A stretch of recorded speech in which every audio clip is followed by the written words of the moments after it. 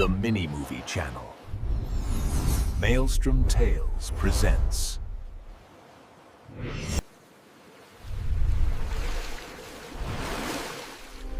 The Odyssey of Captain Lark.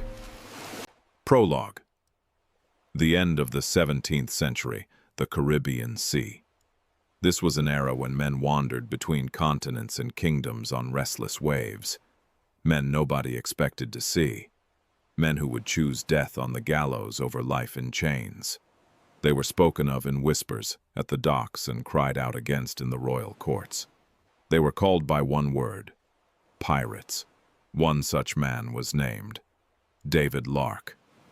He had not been born a brigand. He was a physician.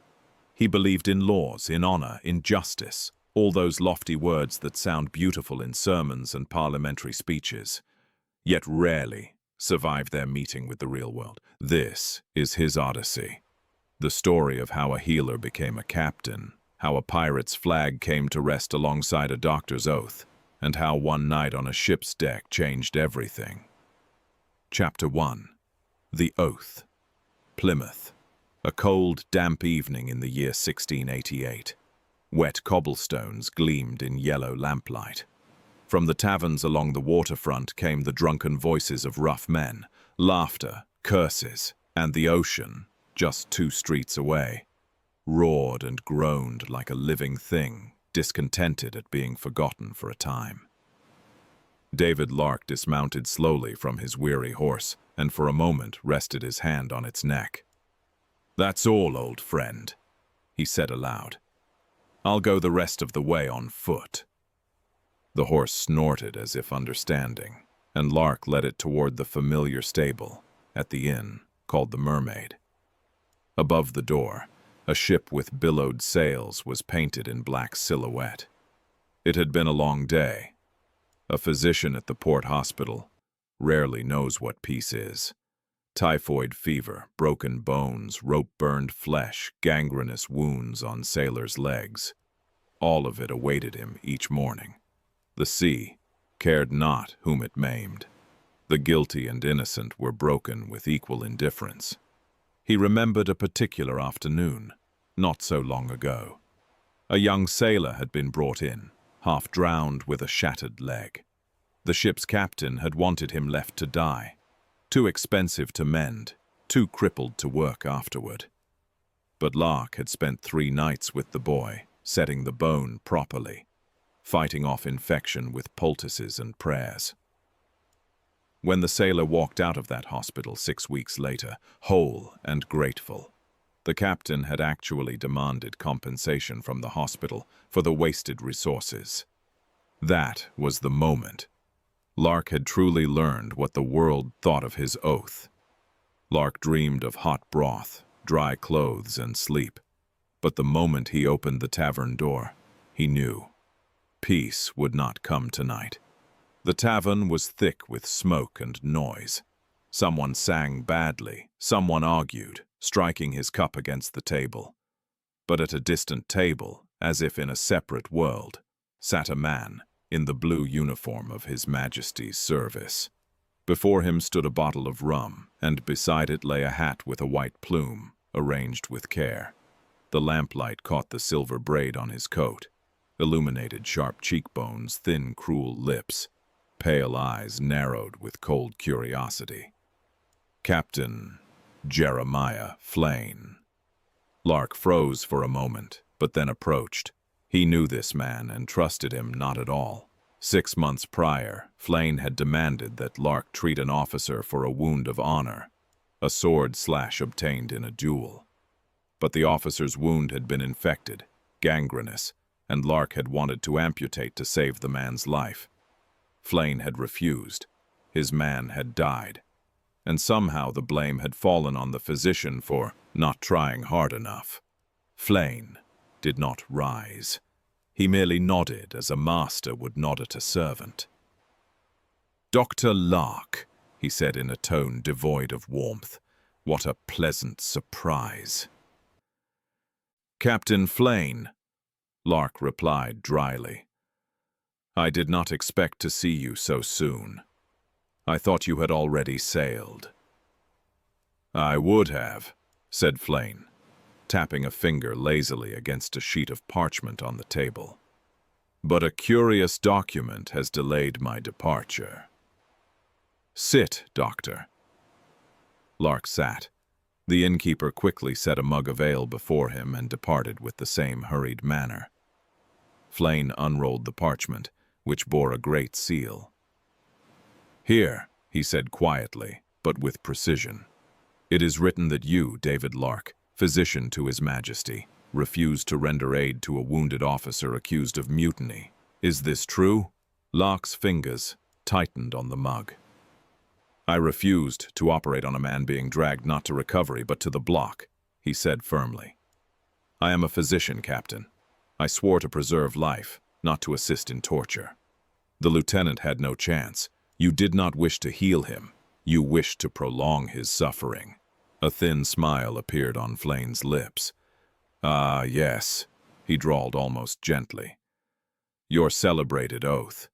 I do admire those who hold to principles, until those principles conflict with the interests of the crown." He rose abruptly, pushing his chair back. "Stand, Doctor," he commanded. The tavern became quiet. Someone stopped singing. Someone stopped chewing. All sensed that something significant was about to happen. "Captain," Lark began. "Stand," Flane repeated. Lark stood. The captain stepped closer, looking him directly in the eye. "You are accused of aiding mutineers, of refusing to obey a lawful order, and of treason against the crown," he pronounced, as if reciting a weather report. "Tomorrow morning, a military tribunal will decide your fate. Tonight, you are under arrest." He raised his hand. Two soldiers with muskets immediately appeared in the tavern doorway. Iron shackles gleamed in their hands. In that moment, Lark had many words at his disposal. About conscience, about duty, about a physician's right not to become an executioner. But he suddenly understood with clarity. None of those words would change anything. The only thing he could preserve now was the last shred of his own dignity. So he merely straightened and, extending his wrists, said, "I merely refuse to be a butcher." The shackles clicked onto his wrists. For Flane, it was simply another arrest. For Lark, it was the beginning of a journey he did not yet comprehend. So it all began, not with a storm, not with an attack, but with a single word. No. Chapter 2. Sold to the sea. The judgment came swiftly, almost carelessly. The military tribunal heard a handful of witnesses, heard Lark himself, exchanged nods, glanced at one another. Transportation to the Barbados colony for 7 years of forced labor, with the notation, "in consideration of services rendered to medical science." Instead of the gallows, Captain Flane, as Lark was being led toward the prison ship's gangway, remarked, "You may thank my mercy, Doctor. 7 years, and you shall be free again." "A slave is never free, Captain," replied Lark. "He is merely alive." Flane merely smiled. And so David Lark found himself in a dark, suffocating hold of an overcrowded transport vessel named the Queen Mary, surrounded by the condemned like himself and men who had never known freedom, slaves, heat, stench, crushing confinement. It transformed men into an indistinguishable mass. But to David, the faces were not alike. Each carried illness, wound, or fever. It took no time for the prisoners to learn that a physician walked among them. There was Thomas, a young farmer, who wept for his family left behind in Yorkshire. There was old Robert, an escaped convict, who had accepted his fate with the grim resignation of a man who had already lost everything. And there was Margaret, a woman transported for stealing bread, clutching her 5-year-old daughter Eleanor to her chest, as though the world itself might tear them apart at any moment. Hands reached toward Lark. Doctor, look at this. My child has a fever. My leg is rotting. Master Lark, help me. He tore his own shirt into bandages. He washed wounds with meager fresh water. He pleaded with the overseers for scraps of clean cloth, old bottles, anything. His work was paid not in coins, there were none here, but only in an extra drink of water, fewer lashes with the whip, or simply a grateful glance. One afternoon, a guard had demanded that Lark give his best medicine, a precious mixture of willow bark and honey, to an officer in the crew, while young Eleanor burned with fever in the hold below. "She's just a slave's child, Doctor," the guard had said with a shrug. "Why waste good physic?" Lark had looked at the man for a long moment, then divided his medicine carefully in half. The officer received his share. So did Eleanor. The guard beat him for it, 20 lashes across his back. And yet, Lark smiled as the pain faded into numbness. Both had lived. Both had a chance. But one night, the hold door opened, and down descended a tall man in a fine embroidered coat. Behind him, like a shadow, came Flane. "That one," said the captain, pointing to Lark. "The doctor." The man held his lantern high and examined the condemned physician carefully. "My name is Sir Nathaniel Ravensbourne," he said. "I have been appointed the new governor of Barbados.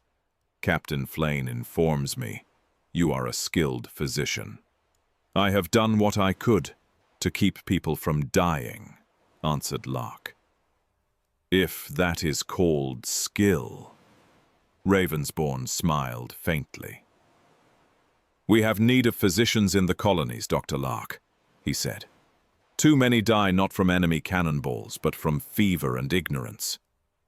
"Then free those who can heal," said Lark, unable to restrain himself. He glimpsed Flane's jaw tighten unpleasantly, but Ravensbourne merely narrowed his eyes thoughtfully and said, "I am no magician, Doctor, merely a bureaucrat. But I can do something. I shall purchase your contract at Crown expense. 7 years in service to the governor's residence, with the possibility of early release at my personal discretion." He looked at Lark. "What say you, Doctor?" "Merely this," thought David, "that I exchange the overseer's whip for the governor's chain. Is this freedom?" But he remembered the faces of Thomas, Robert, Margaret, and little Eleanor. He remembered the grateful look in Thomas's eyes when the infection in his wound had finally cleared. He thought of the years stretching ahead if he refused this offer. Years of watching people die needlessly. "I would say, sir, that you offer me a chance to be of use," he replied. "I accept it."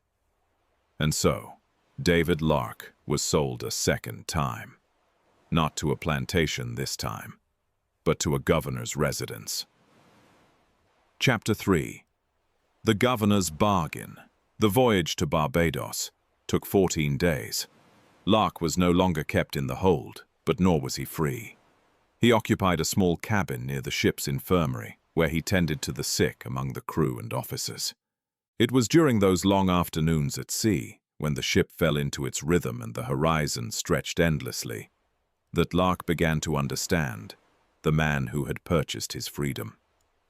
Sir Nathaniel Ravensbourne was not a kind man, nor was he cruel. He was, Lark came to realize, precisely what he had claimed to be. A bureaucrat, a man caught between worlds, trying to balance the interests of the crown with the practical realities of running a colony thousands of miles away from London's view. They had their first real conversation on the 7th day out, when a sudden storm drove the officers below deck. Ravensbourne had ordered Lark to bring his medical chest. One of the younger lieutenants had taken a spill and broken his arm. As Lark set the bone with practiced efficiency, Ravensbourne watched, occasionally asking technical questions. When the work was finished and the lieutenant lay sedated, Ravensbourne remained. "Do you blame me?" the governor asked quietly. "For what?" replied Lark, cleaning his instruments. "For buying you, for putting you in a cage of a different color." Lark set down his tools and looked at the older man directly. "I blame the system that makes cages of all colors seem reasonable," he said. "You are merely a man operating within it." "That is not an answer," said Ravensbourne. "No," agreed Lark, "but it is the only honest one I have." Ravensbourne nodded slowly, as if Lark had confirmed something he already suspected. "I was sent here to build a colony," the governor said, moving to the porthole. "To establish order, to extract profit. The Crown is very clear about its expectations. But I have also seen what happens when a colony becomes only a machine for suffering. Men work poorly when they despair, they sicken, they rebel. I have learned that a governor who allows his people to die needlessly is not efficient, and efficiency is what the Crown values above all." "Then you are not so different from Captain Flane," observed Lark. "You both reduce everything to utility." "No," said Ravensbourne, turning back. "Flane reduces everything to dominance. I reduce everything to survival. There is a difference, though I admit it is subtle." He paused, then added, "When I heard about you from Flane, I was expecting to find a zealot, a man willing to die for his principles. But you seem pragmatic. You accepted my offer." "I accepted the chance to save lives," said Lark. "That is pragmatism in service of principle. I have not abandoned the oath. I have merely found a new way to keep it." Ravensbourne smiled faintly. "Then perhaps we shall understand each other after all," he said. "That will make what is to come much easier." "And what is to come?" asked Lark. "Barbados," replied the governor simply. "Disease, unrest, men who believe the world is simpler than it truly is. And yes, eventually, enemies who believe we have too much and will come to take it." He was, it turned out, remarkably prescient. Chapter 4. Barbados and Emily. Barbados greeted him with blinding sun and the heavy smell of sugar, rum, and human sweat. White ribbons of beach, green hills, an ocean gleaming like molten silver. The governor's residence stood upon a hill, commanding a view of Bridgetown Harbor. Warehouse roofs, ships' masts, white foam at the shore. All of it beautiful, until one remembered that for many, this place was both home and prison. Lark was given a small room beside the infirmary. Iron bars on the window, a lock on the door. By day he was permitted to move about the grounds, to see patients, soldiers, officials, sometimes slaves if their masters were desperate enough to seek help from the condemned. Ravensbourne once told him, "You remain a slave, doctor, but your whip is a scalpel. Use it wisely." And he did.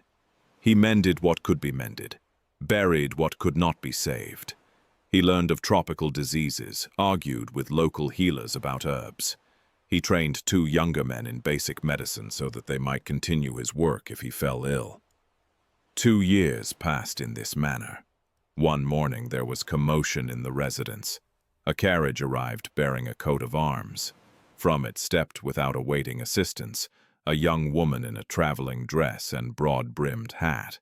She looked about and called out loudly, "Uncle, where are you?" Sir Nathaniel emerged to meet her, and for the first time in months, a genuine smile crossed his face. "Emily!" he exclaimed. "Have you truly crossed half the world for an old bureaucrat?" "I crossed the ocean for adventure," she replied carelessly. "You are merely a convenient excuse." Lark watched them from the shadows, his medical bag in hand. The girl caught his attention immediately. There was something about her that seemed entirely at odds with the heavy, hot world of the colony. A lightness, a directness, an undiminished belief that the world could be changed. Ravensbourne introduced them. This is Dr. David Lark, a condemned criminal, and much to Captain Flane's dismay, my personal physician. Emily regarded Lark with intelligent, attentive eyes. "A condemned criminal?" she said, with genuine curiosity. "You seem far too respectable to be a pirate cutthroat, Doctor." "To my shame, miss, I am merely a man who refused to participate in torture," he replied. "If that now counts as piracy, I fear the times have grown corrupt indeed." She laughed, a clear, slightly daring laugh, but without malice. "So you are one of those who can say no, even to royal officers," she said. "That is a rare quality." "Even rarer is surviving it," muttered Ravensbourne. "Come, Emily, rest from your journey, and please do not foment revolution on your first day." "I promise to wait until the second," she said seriously. Thus, Emily Ravensbourne entered Lark's world, like a ray of English spring sunshine into a tropical midday. She had arrived with romantic notions of colonial life, the adventure, the exotic beauty, the sense of being at the very edge of the known world. But those notions died quickly. 3 days after her arrival, Ravensbourne took her on a tour of the island's commercial heart. What she saw at the slave market, the families separated, the auction block, the casual brutality, seemed to strike something inside her like a physical blow. She found Lark in the infirmary that evening, where he was treating a slave whose master had had him whipped for dropping a crate of sugar. Without preamble, she asked, "Does it get easier, seeing this?" "No," replied Lark. "If it did, I would know I had become something I cannot allow myself to become." She watched him work for a time in silence, then said, "I want to help." "It is dangerous," he replied, "to be known as someone who cares about their suffering. It makes you a target." "I do not care," she said simply. "Show me what to do." And so it began. Emily took to the work with an intensity that both impressed and worried Lark. She could not yet perform the medical tasks, but she could hold a light steady during difficult procedures. She could bring water and clean bandages. Most importantly, she could listen, truly listen, to the stories of the people who came to the infirmary. One afternoon, Lark asked her, "Are you not afraid of blood, Miss Ravensbourne?" "Blood," she replied. "No, but I am afraid of indifference to blood. I am afraid of people who see suffering and decide it is not their concern." He understood then that this girl was dangerous, not in the way men of power usually use that word, but in the way that truth is dangerous to comfortable lies. "Then I shall give you a task," he said. "Hold my lamp during the difficult procedures, but when I explain what I am doing, think of it as mathematics. Numbers, angles, solutions. Do not see the person suffering." "That is a lie," she observed. "Yes," he agreed, "but a useful one." She took the lamp from his hands and smiled. "Then I shall lie beautifully," she said. Chapter 5. Flane's Return. But paradise, if it could ever be called that, was fragile. 8 months after Emily's arrival, a ship bearing the blue and white of the Royal Navy entered Bridgetown Harbor. Its captain was, naturally, Jeremiah Flane. He had been promoted since his last encounter with Lark in Plymouth. Now he commanded his own frigate, and his authority extended over colonial waters, from Jamaica to the Lesser Antilles. Ravensbourne received him with all proper courtesy. As governor, he had no choice. The dinner that evening was tense. Flane sat at Ravensbourne's right hand, his uniform immaculate, his manner glacial. Emily sat across from them, and Lark was mercifully not invited. His place was in the background, attending to wounded crew members in the infirmary. But later that night, Emily came to find him, her face flushed with anger. "He wants you sent back," she said without preamble. "To face a new tribunal. He says you have been corrupting the moral order of the colony by treating slaves as equals." Lark looked up from his work. "That is not surprising," he said. "Flane has never forgiven me for refusing to abandon my principles. To men like him, virtue is an insult." "My uncle refused," said Emily.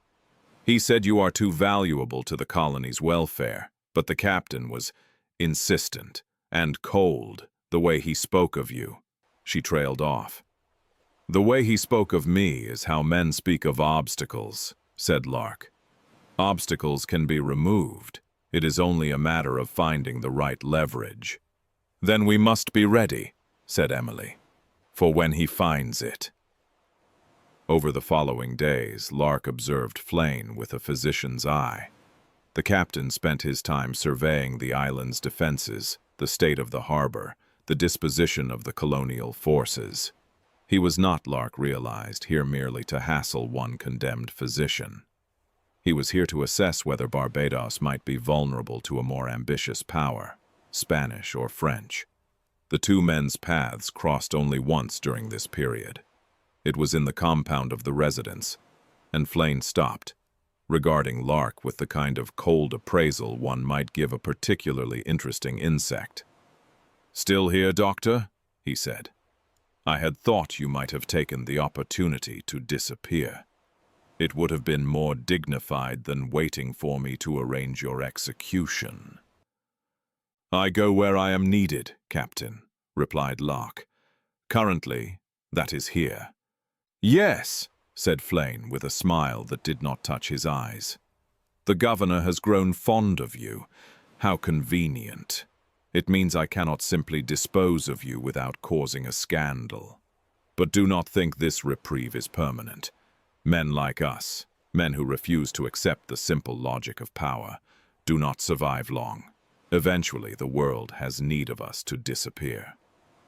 "And men like you," replied Lark quietly, "never understand that power without principle is simply violence wearing a uniform. Eventually, someone calls your bluff." Flane's smile widened. "How prophetic," he said. "I hope, Doctor, when that day comes, you live long enough to see it happen." He turned and walked away, but Lark understood. The threat had been made. Plain. Whatever Flane could not accomplish now through official channels, he would accomplish through the simple mathematics of force at sea. Chapter 6. The assault begins. 6 weeks after Flane's departure, the alarm bells rang at dawn. Ships on the horizon, Spanish colors. 2 large vessels moving toward the island with clear intent. The fort's alarm drum beat urgently. Trumpets sounded. Soldiers hurried to position cannons seaward. Panic erupted in the harbor. Sailors rushed toward boats. Merchants shouted. Slaves watched it all with the keen attention one reserves for fire in another man's house. Ravensbourne appeared in the infirmary doorway, already dressed in riding clothes. "Dr. Lark," he said, "prepare the infirmary. We shall have much work soon." "When men wish to determine whose god is louder," replied Lark, "there are always wounds afterward that need stitching." He was right. The wounded began arriving within the hour. Cannonballs tore apart the wharves, broke masts, scattered splinters and bodies. The infirmary filled with men bearing shattered legs, wood splinters lodged in their bellies, broken arms. Lark worked as though the world had shrunk to the table, upon which the next patient lay. The roar of cannons became merely background. In that thunder he heard only pulses, breath, gasps. He amputated a leg. He stanched a wound that would have meant certain death. He held a young soldier's hand as the boy died, because no medicine in the world could save someone with a cannonball lodged in his chest. Emily worked beside him, her face pale but steady. She held lights, handed instruments, sometimes simply held a man's hand when Lark could not spare his. She had aged a lifetime in that one afternoon. But soon, a new sound arrived. The smell of smoke grew thick and acrid, and a cry came through the window. "The harbor is burning! A warehouse is ablaze!" Sir Nathaniel burst into the infirmary, breathless and still in his riding clothes. They were now scorched and spotted with ash. "Doctor," he said quickly, "prepare for evacuation. Spaniards have landed to the west. Their main force is moving inland. If they reach this hill before I can coordinate a counter-offensive, the residence falls. I shall gather every able-bodied man who can hold a musket. You, gather those who can still move, even barely." "Where do we go?" asked Lark. "The harbor. To the Sea Lark. She is an old brig, but sturdy. I have already given orders to her captain to prepare for rapid evacuation. If we must abandon the island, and I suspect we must, you shall sail in her with the wounded and any civilians who cannot fight." Lark's eyes met Emily's, who had been standing in the shadows. "You will not leave these people, will you?" she asked quietly. "The wounded, the servants." "I might leave you if you get in the way," he said harshly. "Gather bandages, medicines, everything that can be carried. The infirmary moves to the ship. Now." They ran into the courtyard. From the hill they could see clearly. The harbor was ablaze. One warehouse, filled with sugar, burned like a colossal torch, sending plumes of smoke into the afternoon sky. Men ran, shouted, dragged trunks, children, possessions. Cannonballs still burst in the water at the harbor mouth with regularity, as though the Spanish gunners were simply practicing their aim. At a distant dock stood the brig Sea Lark. She was not large, perhaps 80 feet of hull, 3 masts, showing her age in the weathered wood of her rails. But she was sturdy, and she was still afloat. Wounded men were already being hauled aboard her on stretchers and ropes. Her deck was alive with movement, sailors preparing the ship for immediate departure. Ravensbourne, with soldiers beside him, dragged another wounded man up the gangway. He worked with the methodical precision of a man who had already decided what must be saved and what must be left behind. "Dr. Lark!" he cried out above the noise. "You are responsible for these people. If we must sail into the open sea, you sail in the Lark. I shall try to hold off the Spaniards long enough for you to get clear of the harbor." "And you?" asked Lark. The governor's gaze lingered for a moment on the burning city below them. "Someone must stay," he said quietly. "Someone must make them understand that to destroy this place is to destroy profit that even Spain cannot replace. Sometimes the only language that matters is the language of commerce. I shall speak it." Emily rushed up, clutching a leather satchel to her chest and a wooden crate of medicines under her arm. "I am staying with you," she cried to her uncle. "I will not abandon you." "No," said Ravensbourne firmly. He took her face in his hands. "You sail in the Lark. That is not a request, Emily. That is an order, and it is final." "But—" "I have no son," he interrupted, his voice dropping to barely above a whisper. "I have no wife. I have no one else of my blood but you. Someone must survive this day. Someone must live to tell London what happened here. Someone must speak for those who cannot. That someone is you." She was crying now, openly. "Then you must promise me," she said, gripping his arm. "Promise me you will try to live, not for the crown, not for pride or duty or commerce, for me. Promise me you will try to survive so I might see you again." Ravensbourne pulled her close, and Lark, watching, understood that this was the governor's most human moment. This was a man removing his mask of bureaucratic efficiency and simply being a father who did not wish to lose his daughter. "I promise," he breathed into her hair. "I swear it, Emily. I will try." Lark did not wait for more. The moment was too precious, too fragile. He took Emily's arm gently and practically thrust her toward the gangway, gathering also the servants who had worked in the infirmary. Emily did not resist, but she wept as she climbed the rope ladder. She did not look back. That was the only way she could bear it. At that moment, a cannonball struck the dock no more than 30 feet away. The timbers flew into the air like splinters, and the concussive force threw both Lark and several soldiers to the ground. People screamed. Someone was shouting about secondary fires. Someone else was shouting about Spanish Marines landing on the eastern shore.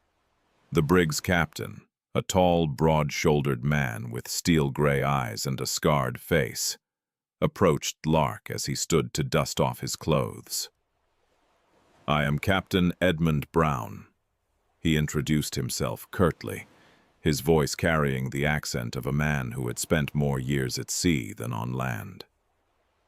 "I have orders from Governor Ravensbourne to get the wounded, and anyone you deem unable to fight to safety, and then to remain in the harbor, ready to provide fire support if needed."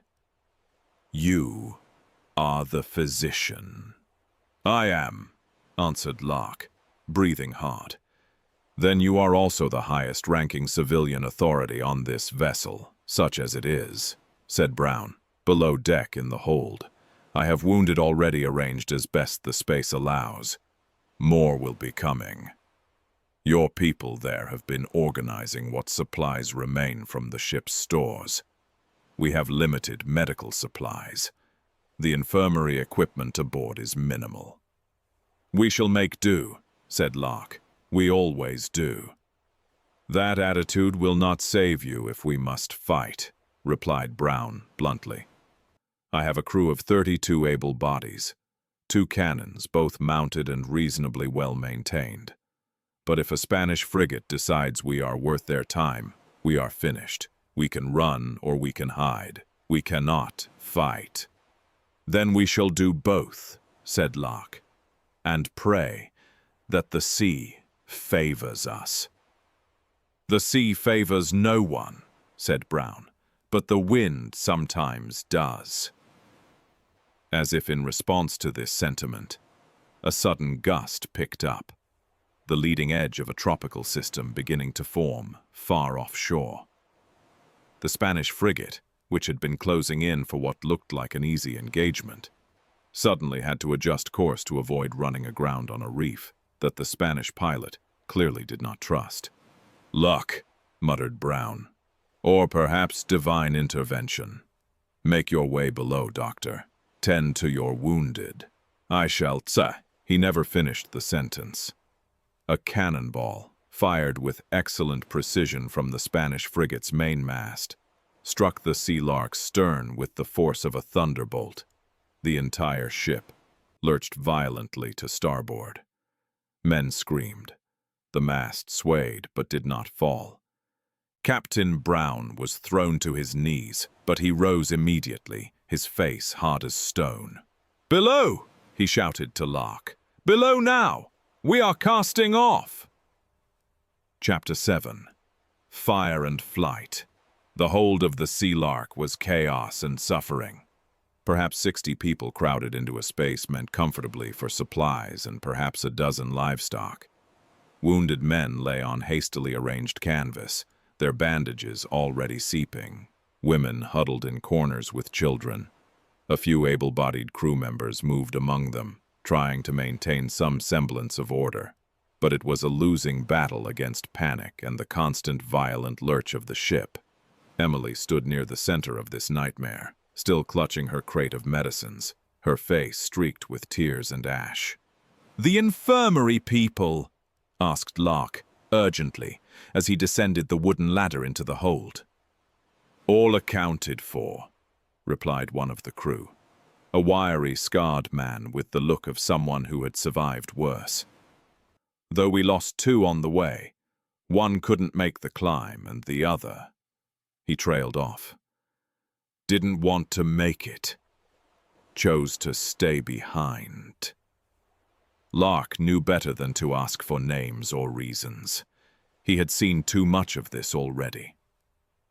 Another violent lurch, and above them came a sound like splintering timber. Someone cried out that the Spanish were boarding. Lark looked up at the deck above, as if he could see through the planks.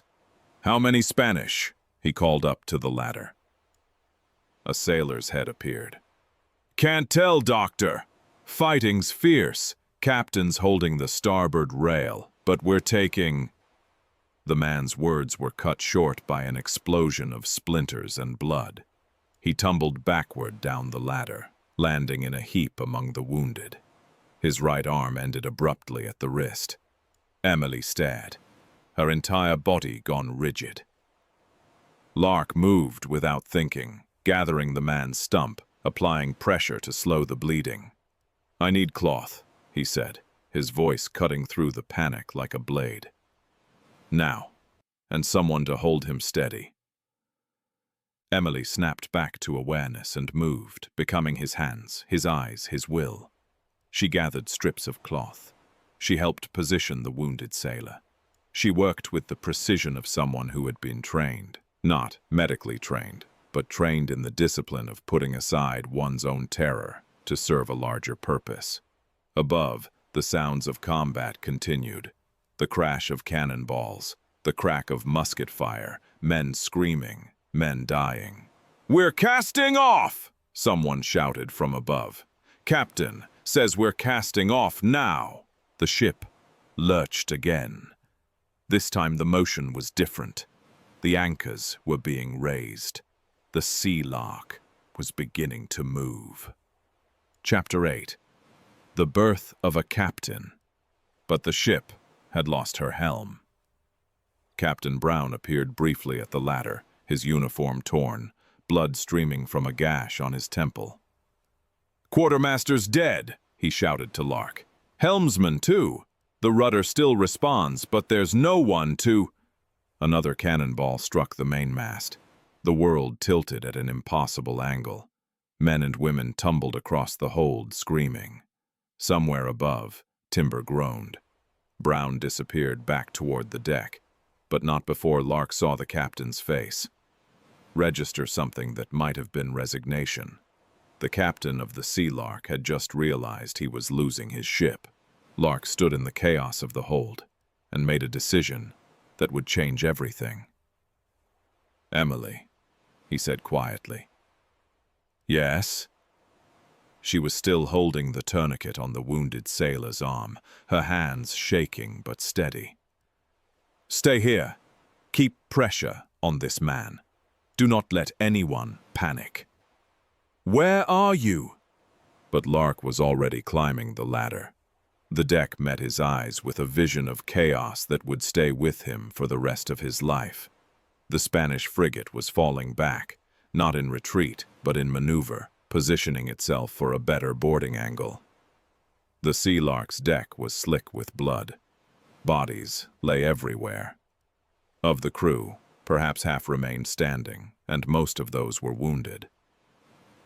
Captain Brown stood at the wheel, trying to hold the ship on a steady course, but even as Lark watched, the captain took a musket ball in the shoulder and fell backward. "Who commands here?" Lark shouted above the chaos of wind and gunfire.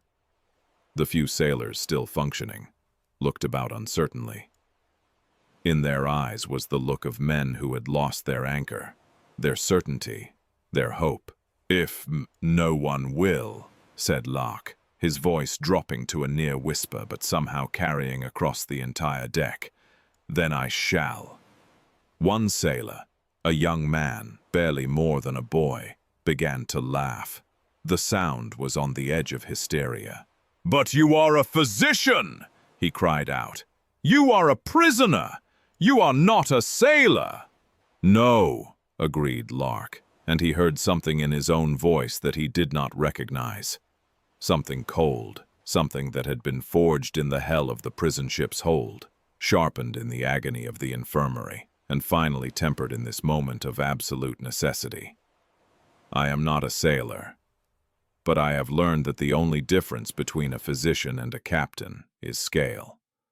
A physician makes decisions that determine whether a man lives or dies. A captain makes decisions that determine whether 50 men live or 50 men die. The principle is identical, only the stakes are higher. He strode toward the wheel and took it from Captain Brown's nerveless fingers. The moment his hands touched the wooden helm, something shifted inside him. The chaos did not disappear. The danger did not diminish. But suddenly, it all made sense. The Sea Lark was a wooden thing, yes, but a living wooden thing. She responded to the helm like a woman responds to a lover's touch, not blindly, but with understanding. Lark could feel her through the wheel, feel her resistance and her desire. "You!" He pointed to a tall man with dark skin and steady eyes. "What is your name?" "Iona," the man replied calmly.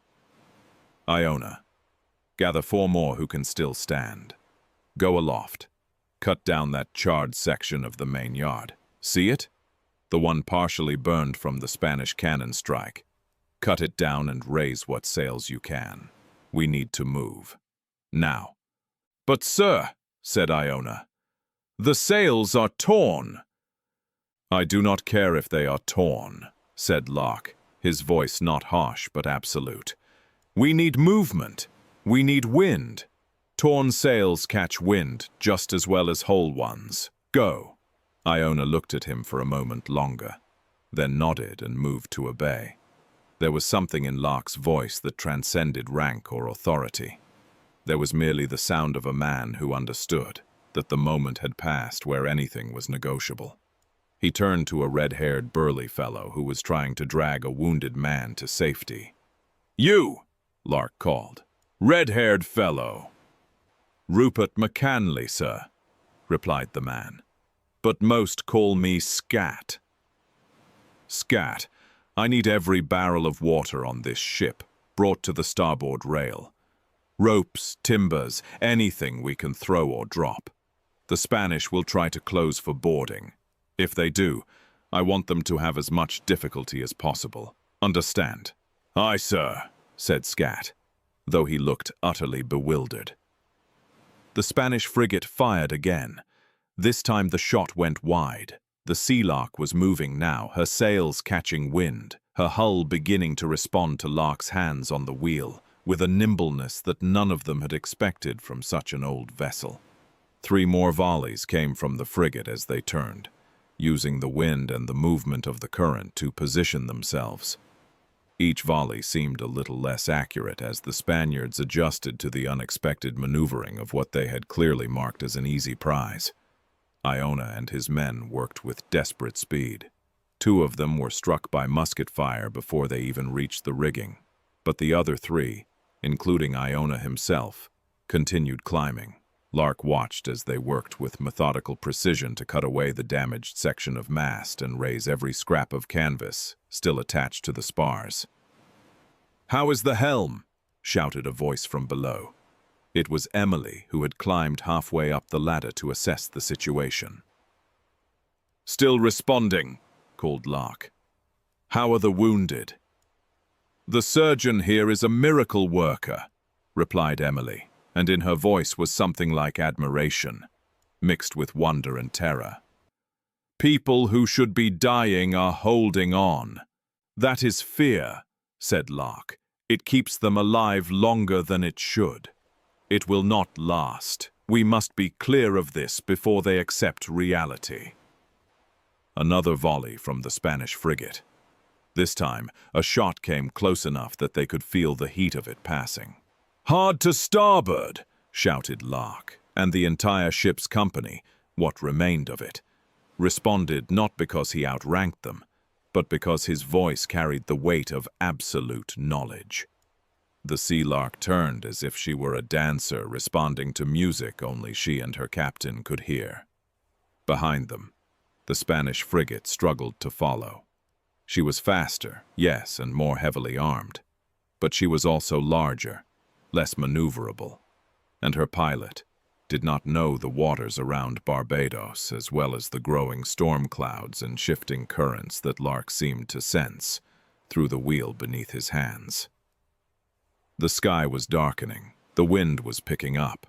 Something fundamental was changing in the weather, and Lark, half physician, half mystic in this moment, seemed to understand it better than any sailor alive.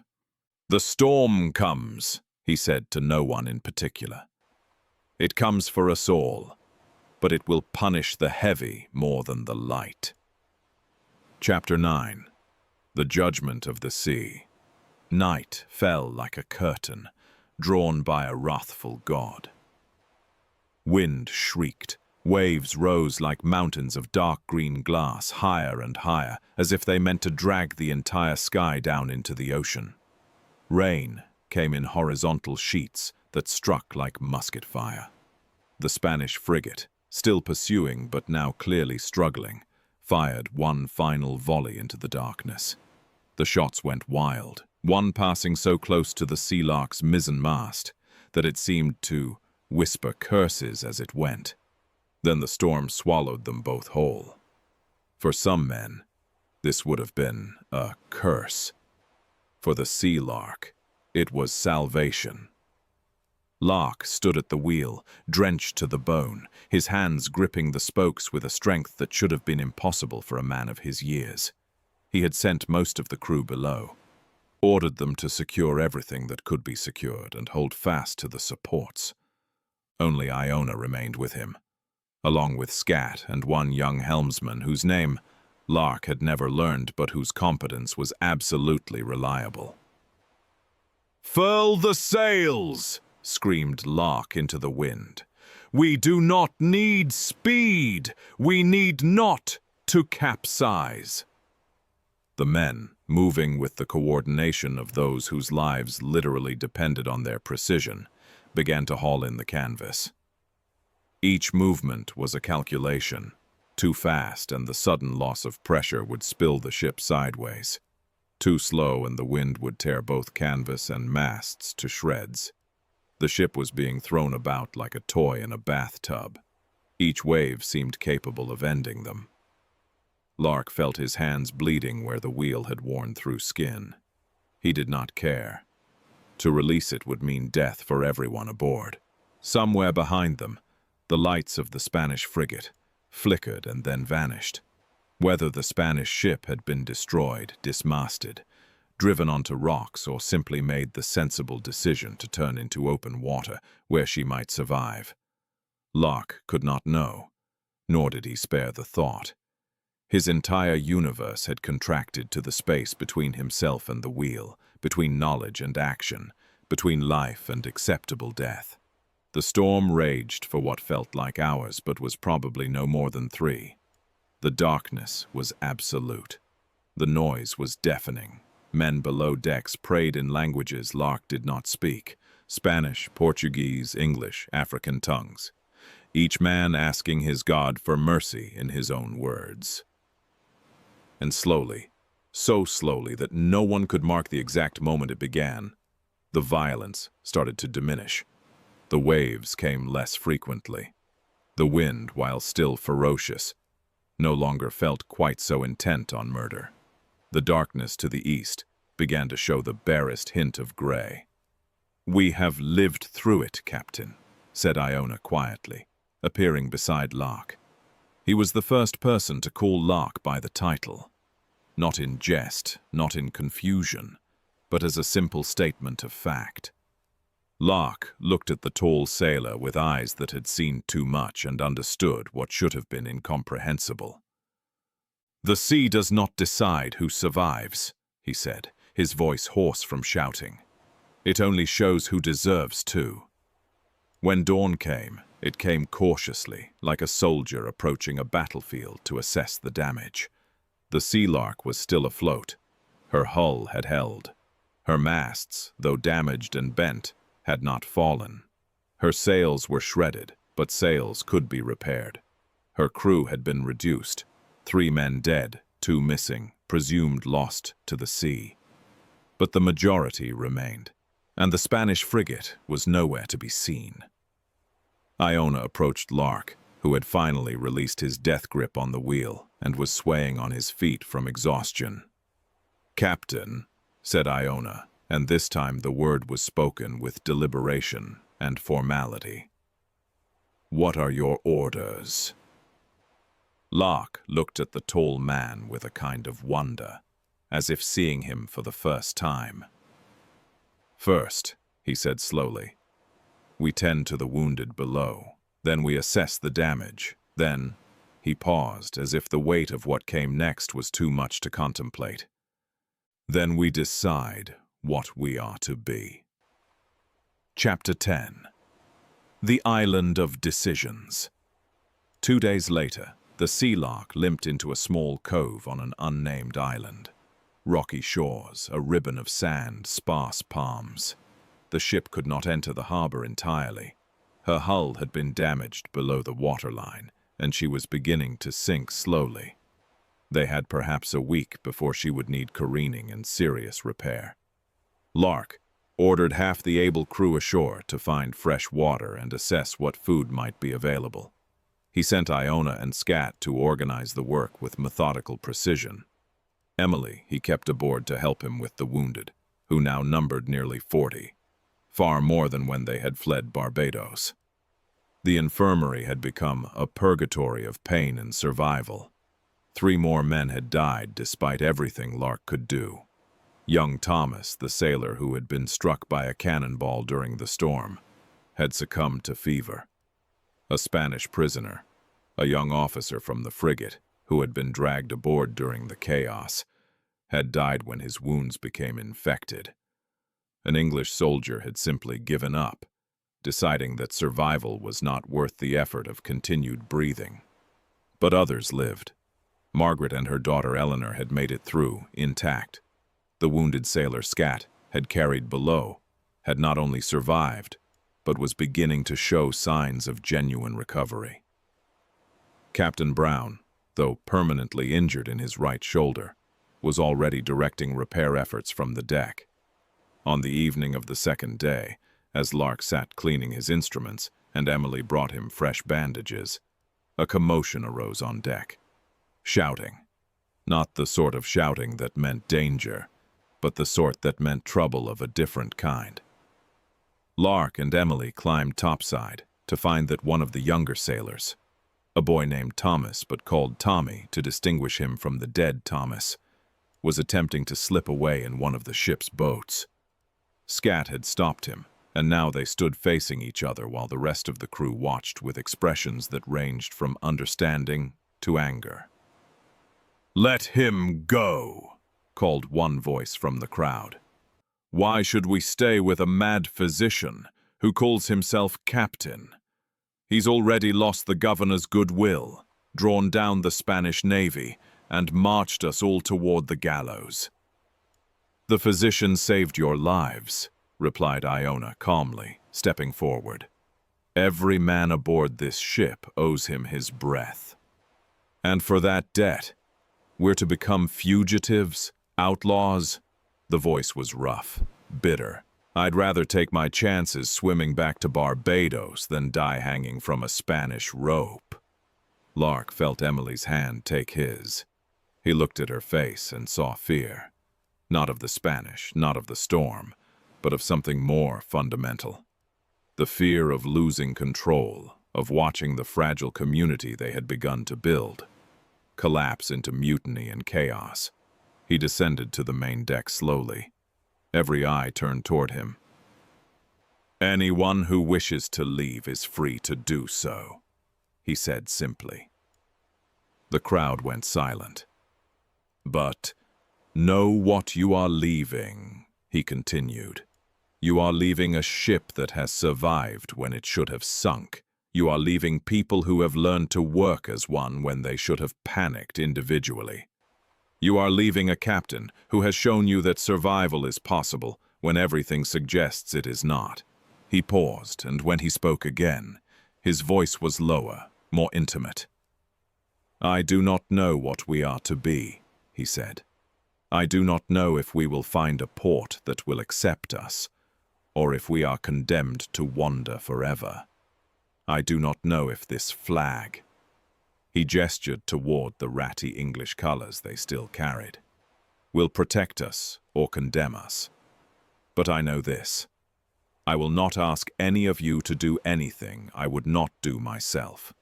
I will not demand sacrifices I am not willing to make.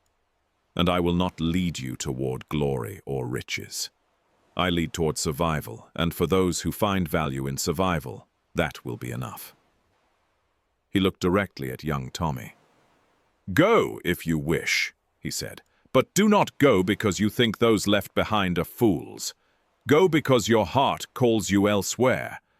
That is the only reason worth leaving."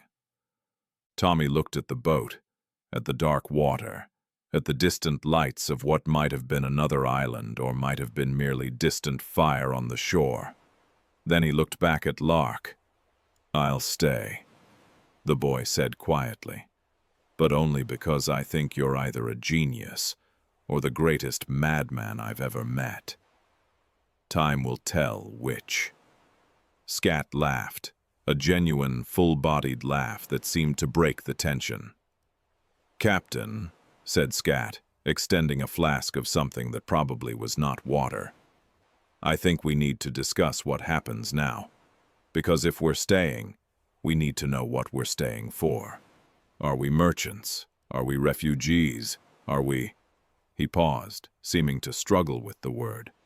"Are we becoming what the Spanish and the English already think we are?" Lark took the flask and drank. The liquid burned like fire, and he coughed. "Give me time," he said finally. "Give me until tomorrow, and in the morning I will tell you what I have decided." That night he did not sleep. Instead, he sat with Emily on the sand of the beach while the sea lark floated offshore, like a wounded animal catching its breath. "What will you tell them?" she asked. "The truth," he replied, "that we have crossed a line from which there is no return. That we are no longer subjects of any crown who will acknowledge us. That the only law that remains is the law we create for ourselves." "That makes you a pirate," she said quietly. "Yes," he agreed. "It does. And you are willing to become that, to commit to it." He looked at her for a long moment. "I became a pirate the moment I refused Flayn's order in that tavern," he said. "I simply did not realize it at the time. Everything since has been an extended recognition of what I already was. Now I am merely choosing to accept it." Emily nodded, and in the darkness, they sat together, the physician and the governor's daughter, both refugees from a world that no longer wanted them, both committed to a future that could only be written in blood and salt water and the defiant choices of men who had nothing left to lose. Chapter 11. Tortuga and Jean Moreau. They reached Tortuga 3 weeks later. The journey had been slow. The Sea Lark's hull required constant attention, and they had to sail cautiously to avoid Spanish and English patrols. But slow had also meant survival.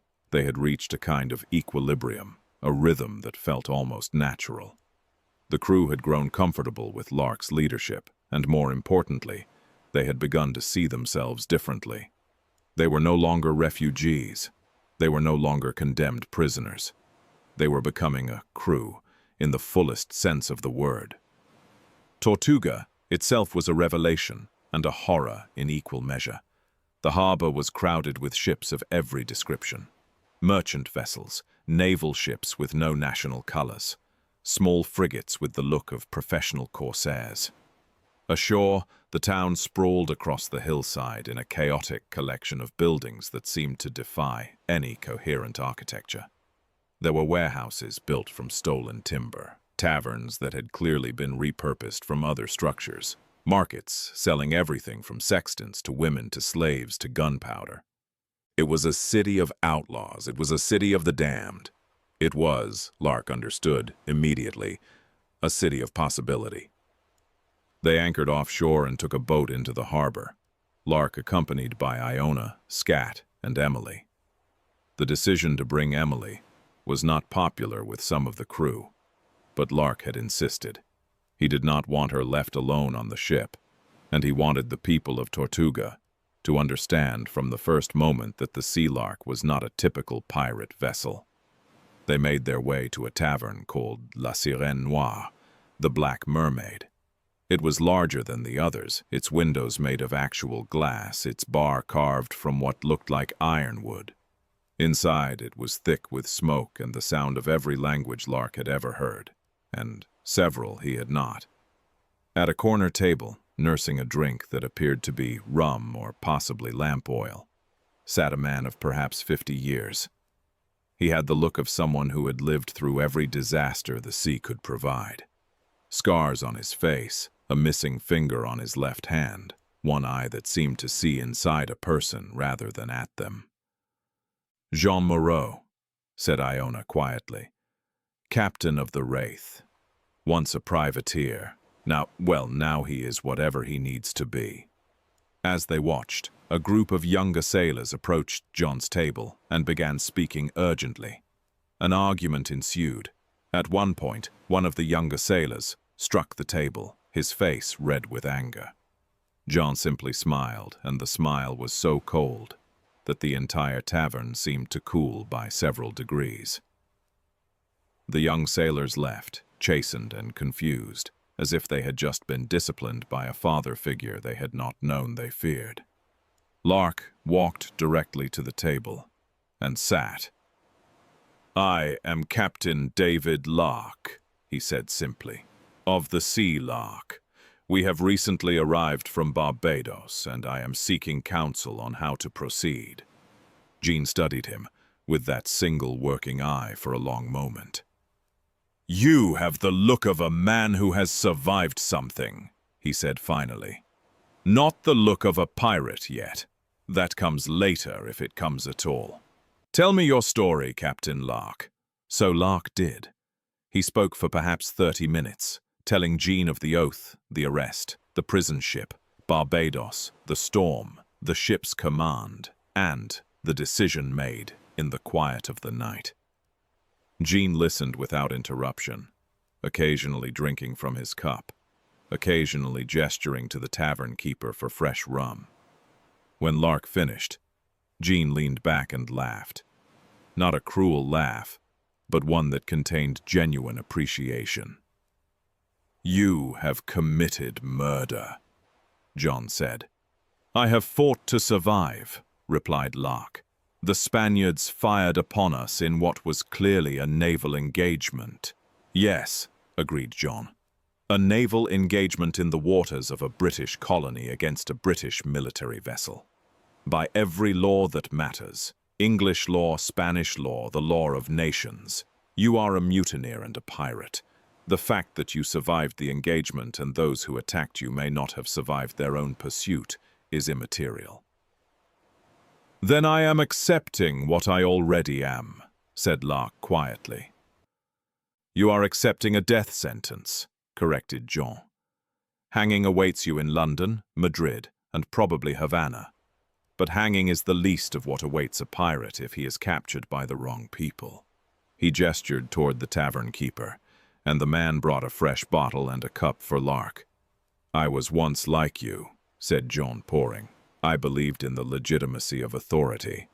I believed in law and order and hierarchy. I was a captain in the French Navy. Did you know that? 30 years ago, I commanded a ship that was given orders to bombard a town. The orders came from a bureaucrat who knew nothing of the town's situation. The town was populated largely by people who had done nothing to deserve bombardment. I refused the orders." He drank deeply. "They court-martialed me. They would have shot me, but the trial was held in Martinique, and the governor was corrupt enough to prefer bribes to executions. So they simply discharged me with dishonor and made me persona non grata in every French port. I had become, overnight, what I had always opposed, an outlaw." He looked at Lark. "So, I came here to Tortuga, and I discovered something remarkable, Captain Lark. I discovered that outlaws, when they band together and establish their own rules, create a society far more just than most I had known. It is not perfect. There is violence, there is betrayal. But at least here, a man knows the rules and understands the consequences. "What are the rules?" asked Lark. John smiled. "That, Captain, is a question for you to discover. Every ship has its own code. Every captain writes his own law. The only universal rule is this: cross a pirate's code, and you will hang from the nearest gibbet. Keep it, and you will find family." He raised his cup in a kind of toast. "Welcome to Tortuga, Captain Lark. Welcome to the society of men who have been given death sentences by the world and learned to thrive instead." Chapter 12. Shadow from the past. But not all shadows were behind them. 2 days after their arrival in Tortuga, word came through the intelligence network that seemed to connect the pirate havens. An English frigate, the HMS Vengeance, had entered Spanish waters under a commission to hunt pirate vessels. Its captain was a man named Jeremiah Flane, who had been promoted to the rank of Commodore and given explicit authority to execute any pirate taken into his custody.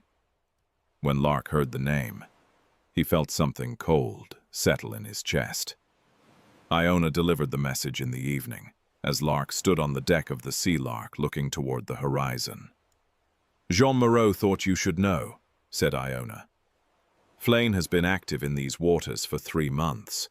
He has already taken 3 pirate vessels. The crews have been hanged in Port Royal, not as simple executions, but as examples. They were left hanging in chains until the bodies rotted, a warning to others."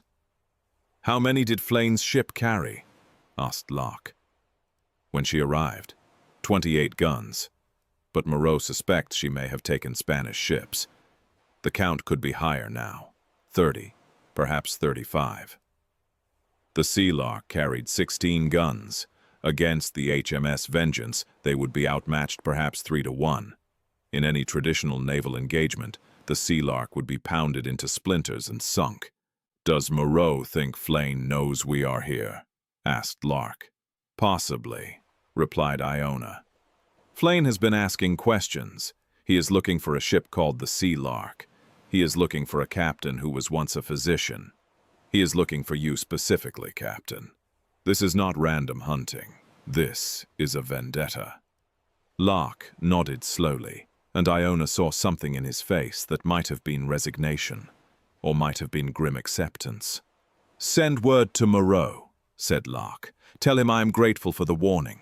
Tell him that we will leave Tortuga within 2 days, and tell him—" Lark paused as if considering his words carefully.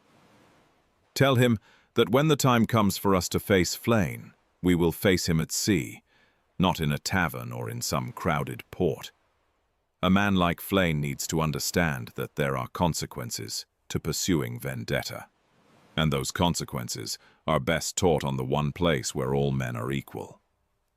The open water. Iona left to deliver the message, and Emily emerged from the cabin to stand beside Lark. "You knew this would happen," she said. "It was not a question." "I suspected it," replied Lark. "Flane is not a man who forgives. He is not a man who forgets. From the moment I refused him in that tavern, he has been waiting for the opportunity to exact justice according to his understanding of the word." "What will you do?" Lark looked at her, and in his eyes she saw something that had not been there before, a kind of hardness that was not cruelty, but was something close to its sibling, acceptance of what must be done. "I will sail," he said. "I will gather provisions. I will train the crew. And when Flane finds us, we will give him a lesson in what it means to hunt something that can bite back." Chapter 13. Duel at Sea. The encounter came 3 weeks later, off the coast of a small island that had no name on any English map. The sea was calm, almost preternaturally so. The sky was blue and cloudless. It was the kind of day when one could almost forget that death was ever a concern. The lookout spotted the sail first. A white shape on the horizon, unmistakable, even at a distance. The HMS Vengeance. Lark was in the cabin going over navigation charts when the cry came. He emerged onto the deck calmly and climbed to the crow's nest with surprising speed for a man in his middle years. Through the spyglass, he could see the English frigate clearly. She was larger than the Sea Lark, faster probably, and certainly more heavily armed. She was also, Lark noted with something like satisfaction, flying a set of colors that indicated she had spotted them and was moving to engage. "Gentlemen," Lark called as he descended to the deck, "we have been identified. The Vengeance has us in sight and is moving to intercept. All hands to stations. Break out what powder we have. Load the cannons. And someone find me a flag. I have a message to send." The crew moved with discipline, born of weeks of training and the understanding that this was what they had been preparing for from the moment they left Barbados. For the next hour, the two ships approached each other. It was a slow dance, a calculation of angles and wind speed. Lark, watching the Vengeance's movements, began to understand Flane's strategy. He was not rushing to engage. He was approaching in a way that would allow him maximum advantage, maximum position, which meant that Flane expected the Sea Lark to either run or surrender. When the ships were within hailing distance, a figure appeared on the Vengeance's quarterdeck. Even at this distance, Lark recognized the rigid posture, the careful precision of his movements. Captain Jeremiah Flane, now Commodore. A speaking trumpet appeared in Flane's hands, and his voice carried across the water with terrible clarity. "Captain Lark, you are hereby ordered to surrender yourself and your vessel to the Crown, to be tried and executed for piracy and murder on the high seas." Lark picked up a speaking trumpet of his own. "Captain Flane, I am hereby declining your offer of mercy. I suggest you consider surrender instead. You and I both know this ends only one way, with the death of one of us." For a moment, there was silence.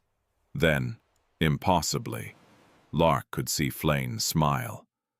"Then may the best man survive," called the Commodore, and even from this distance, Lark could hear the happiness in his voice. This was what Flane wanted. This was what he had been living for. Flane raised his hand, and the Vengeance came about sharply, moving to take a position from which she could rake the Sea Lark's deck with cannon fire. "Hard to starboard!" screamed Lark. "Now!" The Sea Lark turned, responding like a living thing to Lark's intent. The first volley from the Vengeance's cannons was meant to destroy her. Instead, it passed through empty water where the smaller ship had been, moments before. "Return fire!" shouted Lark. "Aim for the masts, not the hull. We need her slowed, not sunk." The Sea Lark's cannons roared. A shot struck the Vengeance's mainmast, bringing a spray of splinters but not bringing it down. The Spanish ship responded with her own broadside. This time the aim was better. A cannonball struck the Sea Lark's hull, and there was a moment of terrible silence as everyone aboard held their breath, waiting to see if the ship's integrity had been compromised. "Hull is holding!" called someone from below. "We're taking water, but not fast!" "Full sail to the northeast," ordered Lark. "We're using the wind and the shallow water. The Vengeance draws too deep to follow." It was a desperate gambit, but it worked. The Sea Lark, with her shallow draft and superior maneuverability, was able to use the coastal waters in ways the larger ship could not. Every time the Vengeance moved to engage, Lark found some current, some shallow bank, some underwater reef that forced Flane to adjust his course or risk running aground. The battle continued for 3 hours. Shot after shot was exchanged. 3 men aboard the Sea Lark were killed, another 5 wounded. But slowly, somehow impossibly, the Sea Lark was winning. Not through superior firepower.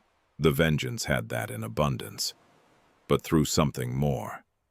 Through understanding of the moment, through adaptation, through the kind of command that comes from absolute knowledge of what one's ship can and cannot do. Finally, as the sun began to lower toward the horizon, the Vengeance took a shot that struck her below the waterline. Not catastrophic, but enough to force Flane to make a choice. Continue the engagement and risk his ship sinking, or break off and move to shallower water to assess the damage. Flane chose to break off. As the Vengeance turned away, limping toward the shelter of a nearby bay, Lark stood at the helm and watched. Emily appeared beside him. "We won," she said. "It was not a question." "We survived," corrected Lark. "That is not always the same as winning. Flane still lives. His ship, though damaged, is not destroyed. We have merely postponed what must eventually happen between us." "But you defeated him," pressed Emily. "I defeated his assumption," said Lark. "He assumed that superior power would guarantee victory. He learned that assumption was false. But learning and acceptance are not the same thing. Flane will return, and when he does, he will have learned from this encounter. He will not make the same mistakes twice." Even as he spoke, Lark knew that Emily was right, in a way that mattered more than his caution. The Sea Lark had faced the HMS Vengeance and survived. More than that, it had won. And in that victory, something fundamental had changed. The legend was no longer just tavern talk. The legend had become real. Chapter 14. The Cost of Freedom. They returned to Tortuga to find themselves suddenly celebrities. The battle between the Sea Lark and the HMS Vengeance had spread through the pirate havens like wildfire. A small merchant brig, captained by a former physician, had not just defeated, but had driven off a Royal Navy frigate. It was the kind of story that men needed to believe in. The kind of story that proved survival was possible, even when the world said it was not. Jean Moreau was waiting for them on the dock. "You are either heroes or fools," he said with a kind of grim satisfaction. "Either way, you have made a name for yourself. Flane is in Port Royal now, getting repairs, getting reinforcements. He will return. And when he does, he will not be alone." Lark understood. The victory had bought them time, but not peace. It had bought them legend, but at the cost of becoming a target for every naval force in the Caribbean. But there was another cost, one that came in the form of a young sailor who had been struck by a cannonball fragment during the battle and had lingered in the infirmary for 2 days before finally surrendering to his wounds. His name was Tommy, the same young sailor who had almost left them on the beach of that unnamed island. The one who had decided to stay because he thought Lark was either a genius or a madman. Lark was with him at the end. Emily was there too. Tommy's last words, whispered through teeth, clenched against pain, were simple. Did we win?" "Yes," said Lark, and it was the only lie he had ever told to a dying man. "We won, Tommy! You won!" Tommy smiled, and then he was gone. Lark sat beside the body for a long time after. Emily did not speak. She simply sat with him, her hand on his shoulder. "We cannot keep doing this," she said finally. "Every victory costs lives. Every moment of freedom is paid for in blood." "Yes," agreed Lark. "That is the nature of living outside the law. That is the price of choosing your own code, rather than accepting someone else's." "Is it worth it?" she asked. "Is freedom really worth this cost?" Lark looked at her, and he thought of Tommy, And he thought of Thomas, and he thought of all the young people who had entered his service full of hope and left it as nothing more than a memory in a ledger that would never be written. For some, yes, he said finally. For others, no. That is why I never force anyone to stay. That is why I never demand loyalty that is not freely given. Because each man who chooses to sail with me must make that choice knowing the price. And if he chooses anyway, then at least his death means something. At least it is not imposed upon him. At least it is his. Emily was silent for a long time. I choose to stay, she said finally. I choose to continue, even knowing the cost. Lark looked at her. You are not bound by my code, Emily. You are not a pirate.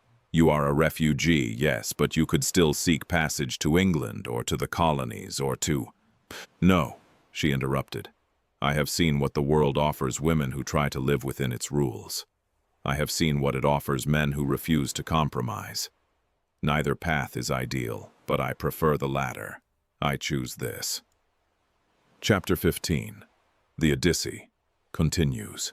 That night, standing at the rail of the Sea Lock with Lark, Emily looked out at Tortuga Harbor. Dozens of ships lay at anchor. Hundreds of men walked the streets. Criminals, yes, but also men who had somehow found a kind of freedom in the spaces that law could not reach. Do you think it will last? She asked. This community, this idea of men living together according to a code they created themselves. Lark considered the question carefully. No, he said finally. The world will not allow it. Flane is only the first. There will be others. Eventually, the price we pay will exceed what we can bear. And when that happens, this will all end. Then why continue? Asked Emily. Why not just disappear? Take the Sea Lark, sail to some hidden cove, live out your years in peace. Because peace purchased through cowardice is not peace, said Lark, and because someone needs to show that another way is possible, even if that way is temporary, even if it ends in failure.